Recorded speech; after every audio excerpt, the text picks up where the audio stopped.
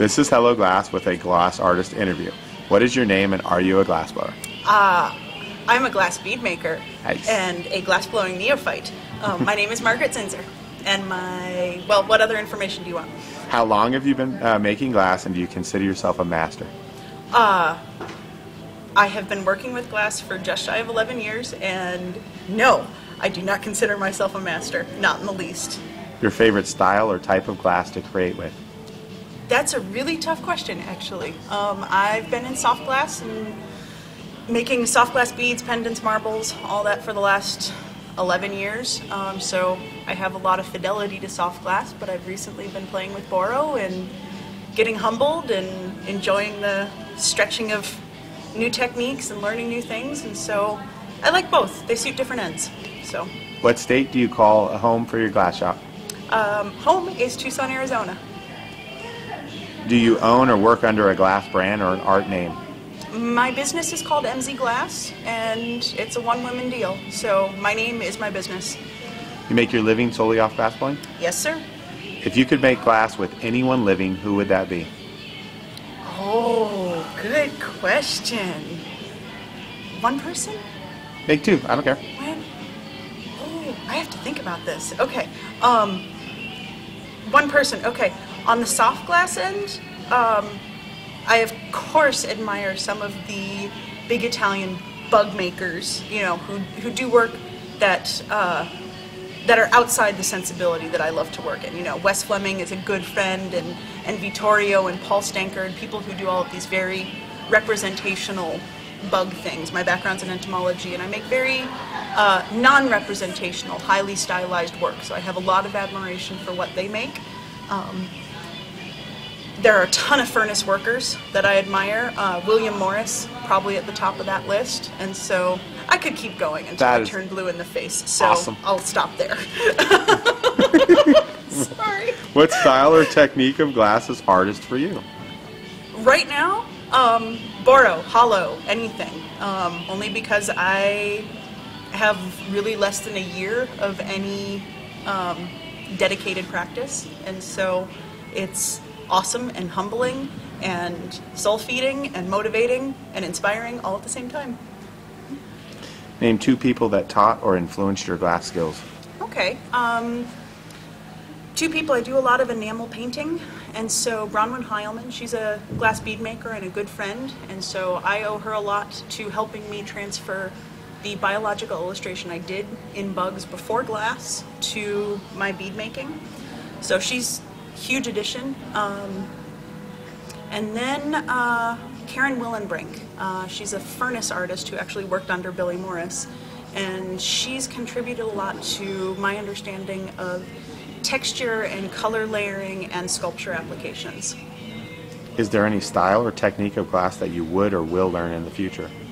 Yes, lots. And I don't know what that is, because that's hard to tell until it happens. So. Name two glass artists that impress you. Oh, again, there's a really long list.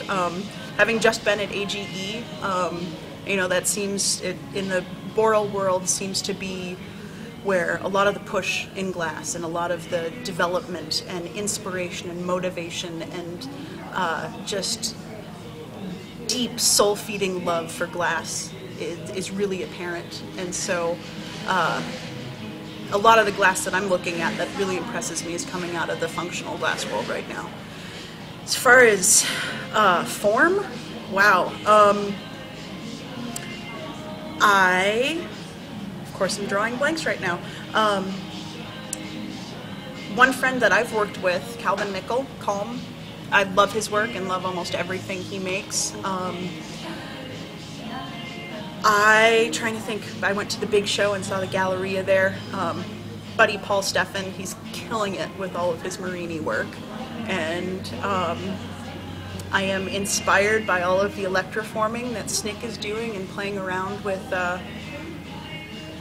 forms and the thorough aspect of the aesthetic that he works in.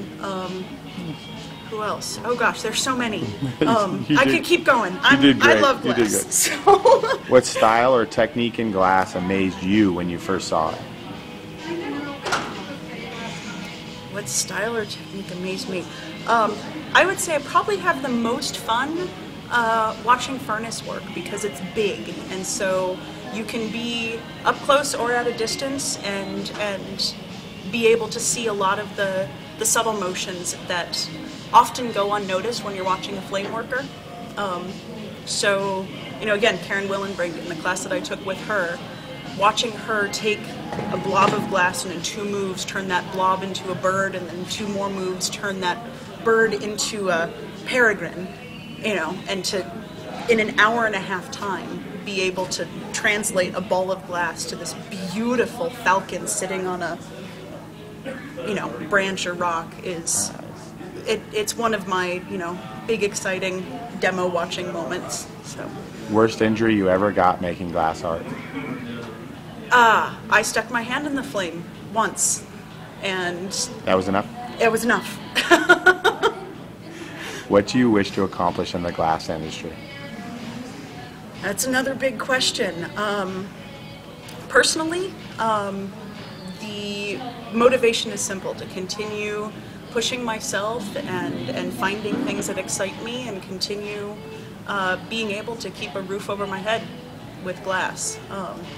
And then I do a lot of work with 2 organizations, Beads of Courage, I'm on their board of directors, and the Sonoran Glass Art Academy. I'm president of their board of directors right now. And so my role with them is to continue helping to support and volunteer for these 2 amazing organizations, and to really help them tap into the glass world using all of our connections and inspiration and motivation, help to support their missions. How does the glass fan get a hold of your work? Couple of ways. I have a website, I'm mzglass.com. That's easy. I also have an Etsy store, and I do. What's the Etsy store? It's MZ Glass. What's Actually, links from my website. So Facebook? I have Facebook. Margret Zinser. Spell that. MARGARETZINSER. Nice. You've got 3 minutes to tell the world whatever you want. Go for it.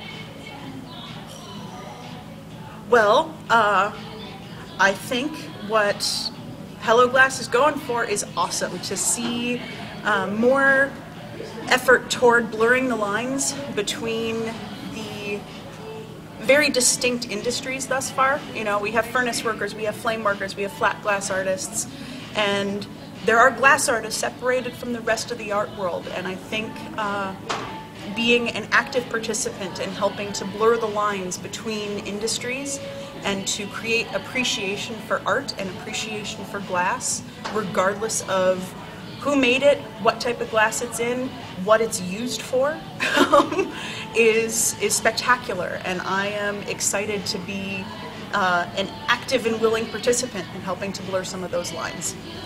This was Hello Glass with another Real Glass Artist interview. Thank you so much for your time. No problem. That was fun.